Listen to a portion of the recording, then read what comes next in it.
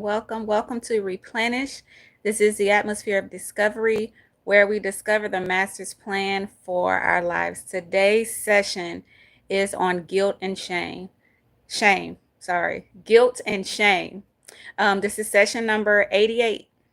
So if you are one that have dealt with guilt and shame and you haven't learned how to process it, this is the session for you. If you know someone who is living their life and allowing guilt and to form their identity, to form their perception, to direct their lives, please share this with that person. Okay.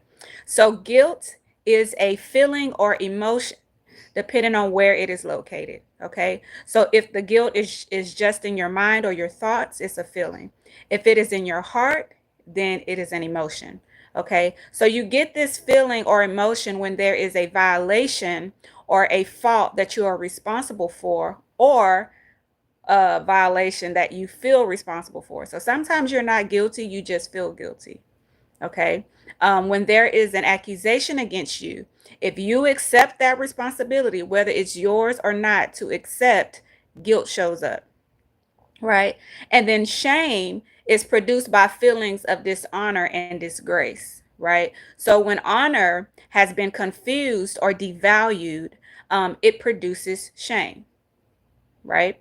So guilt and shame are related emotions because of the negativity surrounding them. It is surrounding accusations, whether those accusations you bring up on yourself or accusations from others. So that's why these two are closely related. Shame has to do more with how you feel about yourself or your self-worth, right? People can only shame you when you already feel a certain way about yourself. So if there is already an inner a place within you where you felt devalued, where you felt less than, that is the area that someone from outside can continue to shame you. Guilt is more focused on a particular wrong or mistake that you feel you made or has been made towards you. So guilt is more focused on a particular event, a particular thing, where shame is more about how you feel about yourself. Okay. So these feelings are often internalized from external sources, right? Such as abuse, right? Your unmet expectations, right? Or false responsibility. And they are always willing to be transferred to others. Let me say that again. Guilt and shame are always willing to be transferred to other people. And healing requires that you recognize what is truly yours to carry, right? Practice forgiveness, especially self forgiveness, okay? And refuse to build your value based on the perceptions of other people, right? There's a lot of associated with how others made you feel because they were ashamed, right? And I need you to release that right now. Okay. If you are accepting guilt and shame because of how other people made you feel, their faulty perceptions of you, I need you to release that right now. Okay. Emotional freedom comes from releasing what does not belong to you and restoring a value system that is grounded in truth, not your trauma. Okay, so some of us feel valued or less valued depending on the experiences that we've had. And some of those experiences are shameful, but the shame don't belong to us. Does that make sense? So in order for you to be emotionally free, we know process mentally and it could be a process physically, right? If you were damaged physically. But in order to be emotionally free, you don't take on the shame that belongs to someone else. So you want to restore your value system that is based on the truth of who you are, right? Who you truly are, not your experience. Even if you have made the mistake of becoming your experience, you can step outside of that and be who God has created you to be. The trauma that happened to you, that's not your guilt to carry. Okay? If it's trauma that you have caused to someone else, you ought to hold yourself accountable, ask for forgiveness, right? And ask what can you do to make it better for the one that you have offended, right? You don't get to decide what would make it better for them, right? You ask them what would make it better if you're able to. Okay, if they need time, give them time. right? Don't cross that boundary. If they need affirmation, give it to them, right? If they need zero contact for right now, give it to them. Don't guilt trip them into forcing them to be in contact with you when they're not ready for it. Respect their boundaries. All you can do is ask, right? Guilt and shame brings up feelings of unhappiness, right? Resentment, regret, and worry, right? And each of these feelings must be processed, and then you have to make sure to be prepared to manage those feelings in the future, right? Because after you process those feelings, then when another situation happens and those same feelings pop back up, it will try to connect to the old thing, right, that you've already processed in order to overwhelm you. But the way you manage it is to keep it separate, right? This situation, even though it's similar and the feelings are the same, keep them separate. If you put them together, you will be overwhelmed. Okay. The guilt we are discussing today is a self conscious emotion, right? Outside of the court of law, right? So we're not discussing guilty as a plea in a courtroom. We are discussing the feeling or the emotion of guilt, right? And we are discussing shame because it is so closely related to guilt, especially the guilt that you may not be responsible for. Okay? So the reason you may feel guilty is because of certain actions or the lack of actions, right? I want you to think about and start processing what some of your guilt and some of your shame is coming from, right? So you may be feeling guilty because of certain actions or lack of actions. You may be feeling guilty for your thoughts, right? You may be feeling guilty because of your desires, because of your expectations, or your failed expectations you may feel guilty for. Okay. And also, you may feel guilty for the things that you have experienced in life, right? Whichever thing that guilt is sitting in, I need you to be aware of that. Okay. So you can also begin to develop a guilty conscience for not being able to save everyone or take care of everyone, right? Because someone has accused you or passed on to you a responsibility that was not yours. And oftentimes people feel shame or guilt in not caring for themselves, so they pass it on to you. So, do you know people who should have or could have done things a better way, but because they feel shame or guilty, they pass that on to you? And it's up to you to determine, number one, if this thing is in fact your responsibility, and number two, if this thing is even in your capacity to handle, right? Do the number one and number two. Number one, you must determine it this thing is in fact your responsibility, right? And number two, if it is in your capacity, right? You can be holding yourself accountable to an offense that was transferred to you by the person who is actually guilty or should have been ashamed, right? You could be holding on to a guilt and holding yourself accountable to an offense that was transferred to you by the person who's actually guilty or should actually be ashamed, right? If this is you, let go of that false responsibility and drop the guilt and shame attached to it. Okay. So we talked about how new situations causing you to revert back to old feelings to connect to it and overwhelm you, right? To manage this, you have to work on keeping your memories pure, okay? Not defiled or contaminated by lies, shame, guilt, and false responsibility.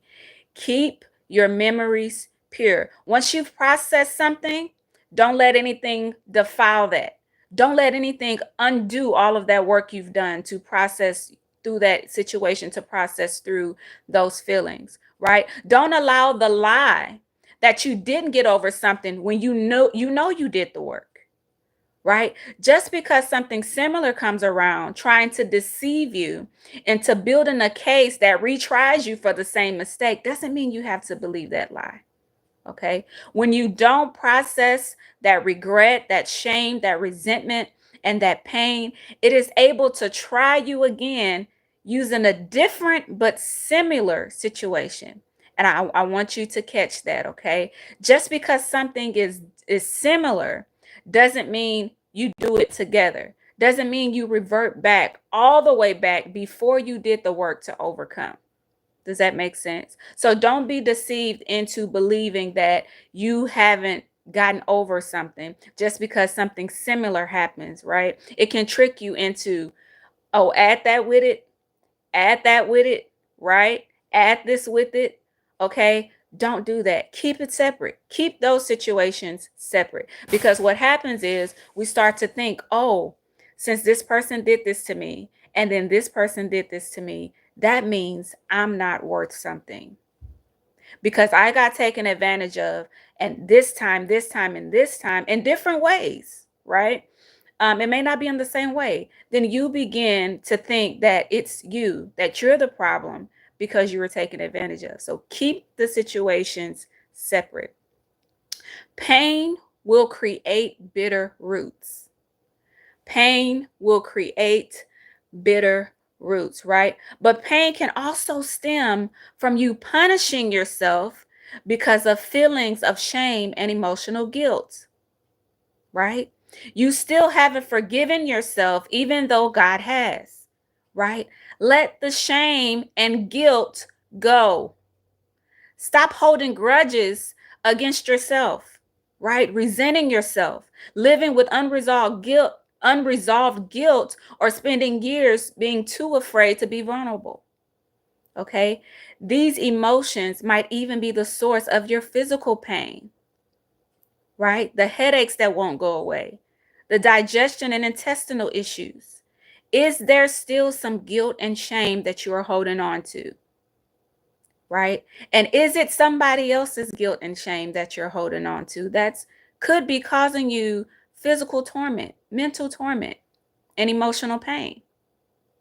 Right? You don't want to wait until you are on your deathbed to give or receive love and forgiveness. You don't want to wait that late because your life has already passed you by and you were never able to live free. The most common regret that I've heard from older people is having enough confidence and courage to live their lives to the fullest, right? If you allow regret to turn into guilt, it will start affecting your soul and body, right? Which means that your future is now affected by what you should have, would have, could have done.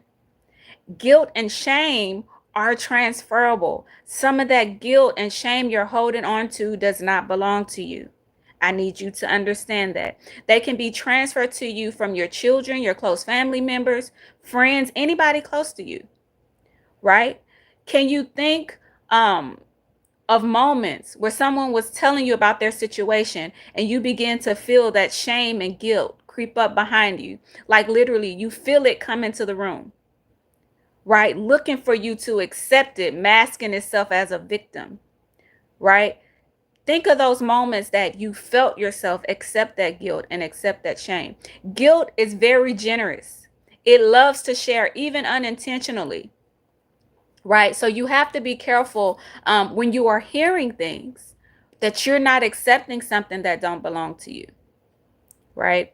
People that share their guilt often, right? And I'm going to tell you how to recognize these people. They deflect from the issue because that deflection helps them avoid guilt, right? It keeps them stuck in that cycle of blaming everybody else while they remain stuck, right? And nothing changes because they never look within themselves. And you'll know them because nothing is ever their fault, right? And when you ask questions about what they can do to help themselves, they deflect. They ask you a question about you. Do you know people like that? And if this is you that is deflecting, okay, that keeps sharing your guilt with other people, putting them in hardships because of your lack of self-control or your lack of maturity and accountability, you should apologize and start doing some self-reflection. Okay? Whenever you feel like it's somebody else's fault, reflect instead of deflect. Okay? If it is because you deal with entitlement, we just did a session on entitlement. That was session 86. So 2 sessions before this. If this is you that's so generously sharing your guilt and your shame with other people because of your lack of accountability and your lack of maturity and your lack of self-control, go back and check out entitlement. right? And when you feel like it's somebody else's fault, when you feel like you want to blame something or somebody else, and this is a constant cycle, you need to reflect instead of deflect, right? Guilt will also cause you to seek to escape consequences by finding something or someone else to blame for what you've done, knowing that you've had a part in it, right? It creates that guilty conscience that you try to share with everybody else, right? Remember, it's transferable and it's very generous. Okay. And so we have this thing about things being fair, but life is not fair as long as it's only about you, right? When you begin to think about the experiences of other people, it's not fair to them either. Life is not fair. Okay. So we try to make things fair, but really we're trying to make those things benefit us, and that's fine. But when it doesn't benefit us, we can't allow that to cause a breakdown for us, right? Wanting things to be fair. This isn't fair. This is not fair. Well, life is not fair, right? And that's for everybody across the board. Sometimes we take ownership for what others did, but fail to take ownership for what we've done, right? So there could be guilt and shame that you're holding on to that's not yours, that you're holding on to, but then on the other side, you're still not taking responsibility for the guilt and shame that do belong to you, right? There can be a false sense of responsibility by making ourselves responsible for the actions of others, the failures of others, right? And the sins of others. Parents do this. Instead of allowing our children to be accountable and held accountable for their faults, it's on us. Some stuff is our fault, and for that we need to apologize, right? Because there's so many things that we learn along the way as parents, and you find that sometimes the older children are like, why are you not as harsh on this baby, right? It's like, I've had practice a little bit, like, you know what I mean? So it's either you're too harsh on the older ones or too harsh on the younger ones, right? But we cannot make ourselves responsible for the actions of others, the failures of others, or the sins of others, right? So essentially, you're living in a house of burdens that's not in your name, right? But you're paying the bills, you're paying the price when you can just move out, okay? It's not your responsibility. Move out of trying to make up for what your parents didn't do, right? What your teachers didn't do, what your boss didn't do. And this will change your perspective and give you peace. You're making yourself responsible for what someone else couldn't or wouldn't do, right? For the people around you. And sometimes that's transferred, right? Someone you meet, someone you know, they tell you about, maybe they came from a broken home, or maybe their boss is misusing them, and you take on that guilt. It's not your responsibility, because if you make it your burden, you will cause pressure onto you. So those of us who have been physically, mentally, or emotionally traumatized need to be counseled to properly process what is ours to work through and what has just been transferred. Okay. When you don't handle these types of issues in your mind, you lose your sense of self-worth because you base it on your explanation of why something happened to you. Doesn't mean it's true, right? Doesn't mean that it's true. And more often than not, you end up taking on shame and guilt that did not belong to you. Okay. And so we can get to the point of being so focused on understanding why crazy is crazy or why evil is evil that we forget that we won't understand something that we are not. Okay.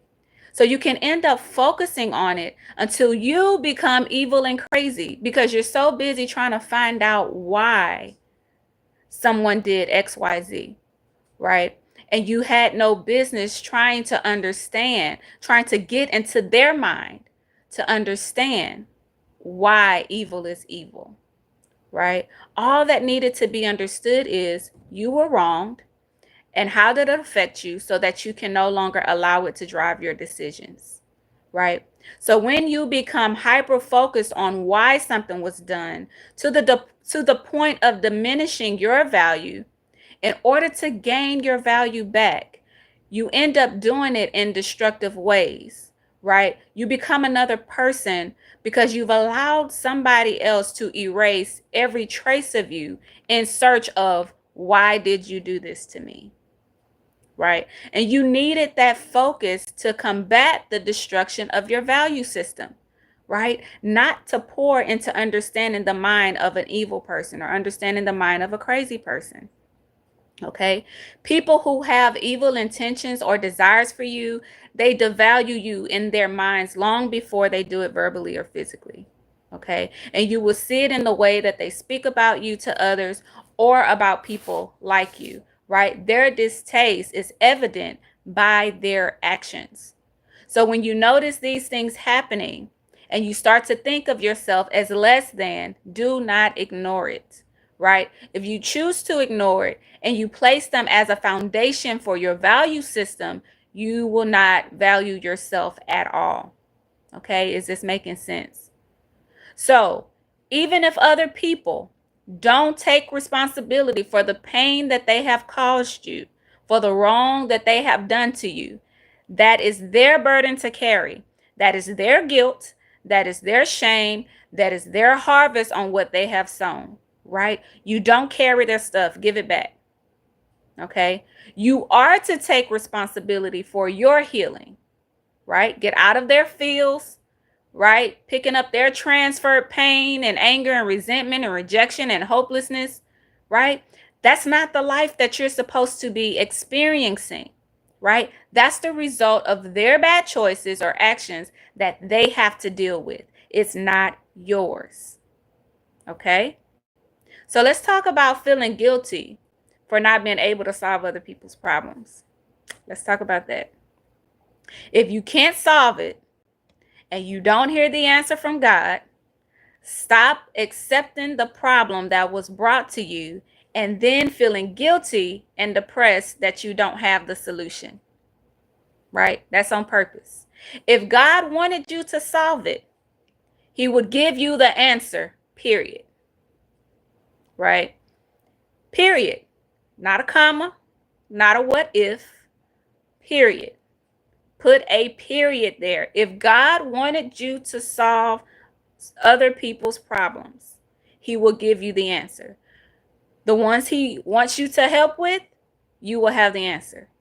You will have the solution. He'll make sure you get it if it's you, right? There's not a comma there. It's a period. Okay? Having this sense of false responsibility just creates a bigger problem for you, right? It's not solving their problem. It's giving you a new problem. That's not even your problem, on top of the problems that you actually should be solving, right? So I'm giving you permission to give up other people's guilt so that you can be happy with yourself instead of living in constant fear of being like the people that failed you. That's where a lot of the guilt comes from. You fear being like the people that have wronged you, right? You can relax and stop the overcompensating, right? You can stop robbing yourself of contentment and your sense of self-worth, okay? So it can be true that you didn't receive the love you needed or wanted. That doesn't mean that you keep unloving relationships to prove that you're not like the people that failed you. I'm going to say that again.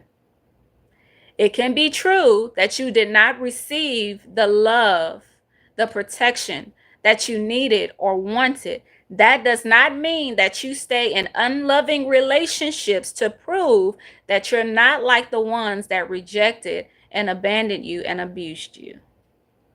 Okay? This blocks your peace trying to maintain those unhealthy relationships because of the guilt you feel for what was done to you.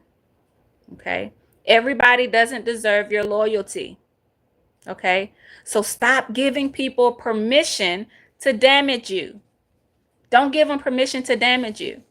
Right? And this doesn't just show up in one area, right? But it trickles through all the areas of your life, right? You'll find yourself faithful to the wrong things, but sabotaging the right things. Does that make sense? All because of this guilt that was transferred to you.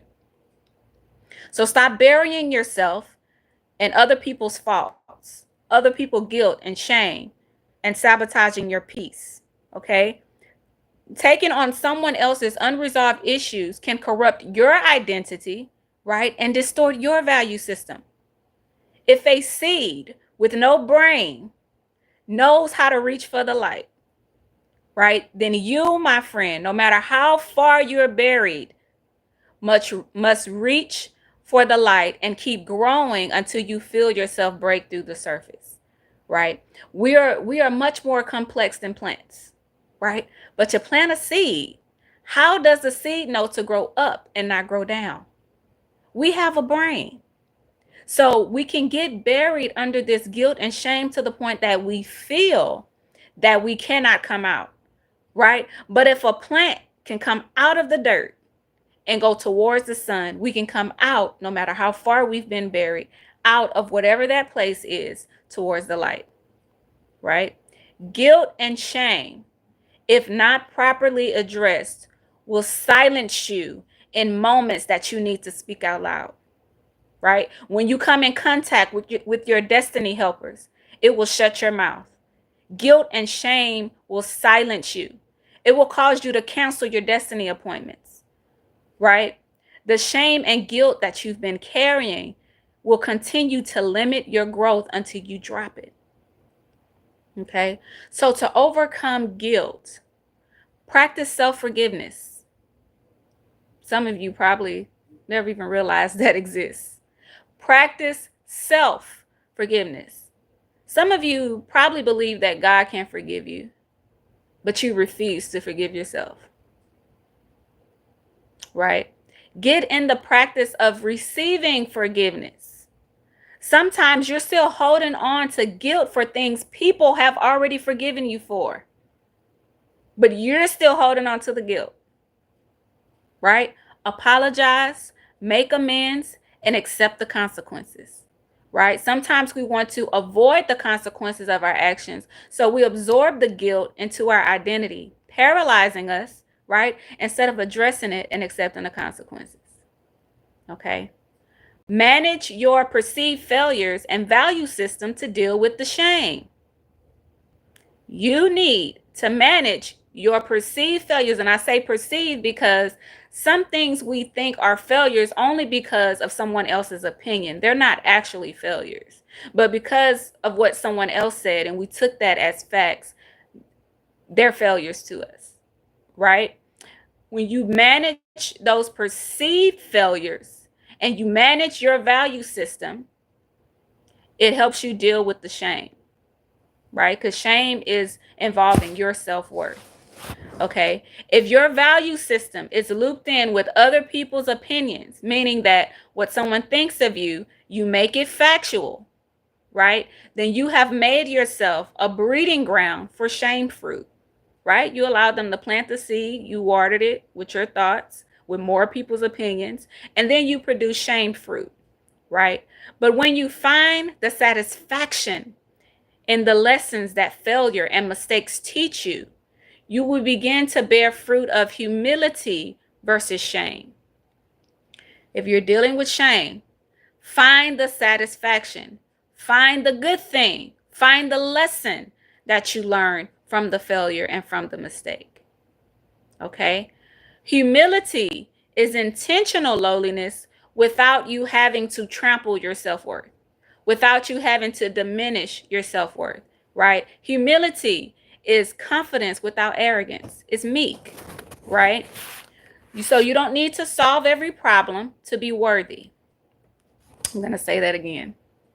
You do not have to solve every problem to be worthy, to be worth something, right? You are not defined by what you didn't receive or who failed you. Start taking that out of part of your identity, right? You are not defined by what you didn't receive or who failed you, okay? Reach for healing and growth, just like that berry seed instinctively reaches for the light. There are seeds in each of us, right? And depending which one we water, which ones we agree with, right? It's up to us to pluck out those bad seeds, water the right seeds. Okay? If you focus too much on what's behind you, you forget to realize that you can be in position to win, to attain the prize, right? Instead of always wishing something was better, it could actually be better for you, right? Your mind was intended to transform the world around you instead of being used to become isolated and buried under shame, depression, guilt, and anxiety, right? So I encourage you to let go today, right? Absolve yourself of the guilt and the shame so that you can live the life that you've been avoiding, right? If you find yourself or find someone transferring their guilt and their shame to you, reject it. It's not yours, right? People that won't take accountability, they're very good at transferring that guilt and that shame, right? People that lack self-control, right? They want to tell you it's everybody else's fault that they couldn't control what they said, that they couldn't control what they did. And then you feel responsible for their actions. It's not your fault. It's not your guilt. It's not your shame. If you want to listen to it, listen, right? If don't try to take on that problem that they created, right? And say, "Oh, God would want me to help them." If he wanted you to help them, he would give you the answer, right? So stop inserting yourself in other people's lessons, right? Which causes pressure on you and the problems that you actually have the answers for, or the people that you actually have the answers for. You can't give them the answer because you have uh, completely drowned yourself in this other person's problem. So they're blocking you from actually helping those that you are called to help, right? So be careful of guilt and shame. Be careful that if you have done something, right, something that's in your control, if you've done something, if you're at fault for something, make sure you're not deflecting so that you don't have to face the consequences. Make sure you're not transferring your guilt and your shame onto someone else. Deal with it. You deal with it yourself, and then that way when you speak about it to someone else, it will be a testimony, right? It won't be where now they're feeling this shame and they're feeling this guilt on top of whatever other guilt, because we've all made mistakes, we've all done things, right? So we should be processing that as it happens. But today I definitely want you to let go and stop accepting responsibility for the guilt and shame that don't belong to you, right? You detach it from your identity. Some of you identify with shame so well that you literally avoid the life that you're supposed to be living, right? You avoid increase. You avoid the meetings that you're supposed to be in. You avoid taking the steps towards winning, and the seed is in you to win already.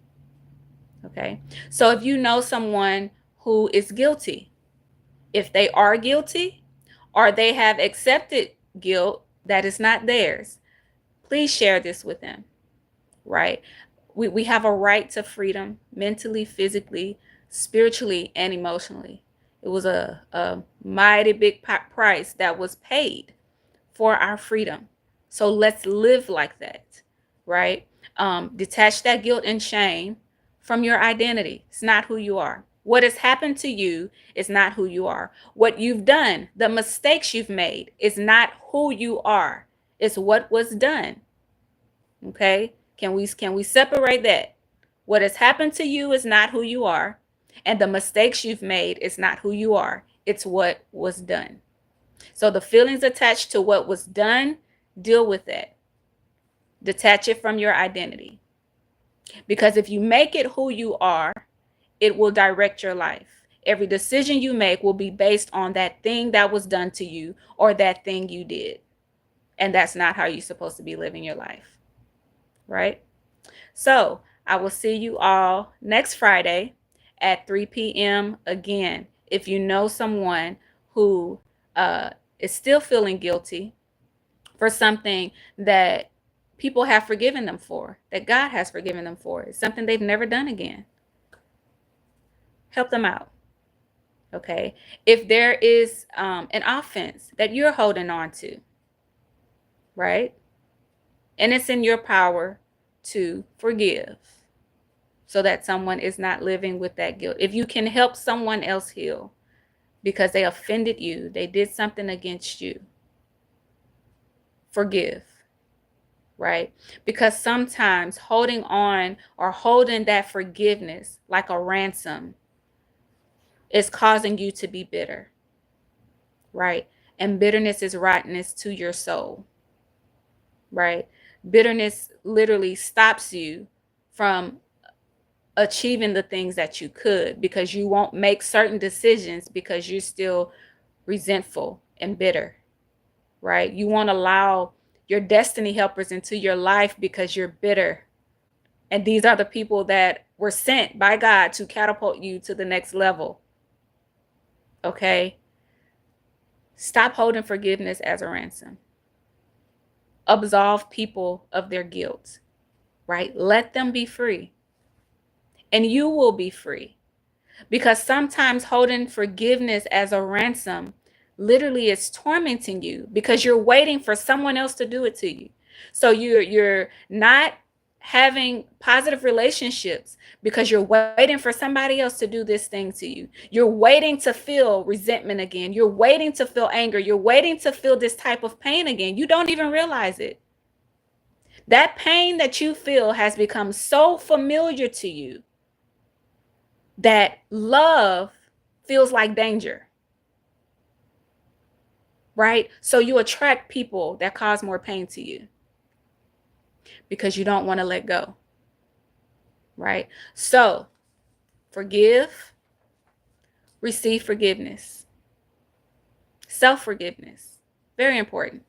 Forgive yourself, right? And stop all of this trauma bonding, okay? That happens when two broken people don't heal, right? Um, it's one thing for two broken people to help each other heal, right? If you're just bonding with somebody or friends with somebody and y'all sit all day and talk about how bad each other has been hurt, that's trauma bonding. At some point, somebody needs to say, hey, I want to be free. I don't want to be tormented. Right? I don't want to sit on this phone all day talking about how bad life has treated me because it's in your control how you feel. Right? You see people in different circumstances that have experienced life and they choose to feel a different way. They choose to not let their experiences, not saying it did not happen, but they choose to not let those experiences direct their lives, direct their relationships. You understand what I mean? This could be you. This could be you today. No longer allow what has happened to you to be you. You can feel away, but you don't have to be away. You can feel sad. Don't become sadness, right? You can feel angry, but don't become anger. Don't let it become who you are. Because then, with that mindset, right, it becomes a mindset. And if you don't confront that mindset, it will shift off into a whole other identity. And now you have an identity crisis, right? So I hope that you all have let go and dropped the guilt, dropped the shame. Okay. You are not what has happened to you. Okay. So God bless you all. And I will see you all next Friday at 3 p.m. We do this every Friday, unless, I'm going to be out of town or something like that. So all of the videos are recorded.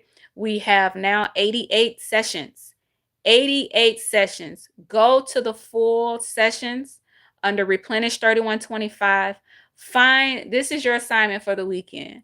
Find at least 5 videos out of 88. Find 5 of them to just put in your ear.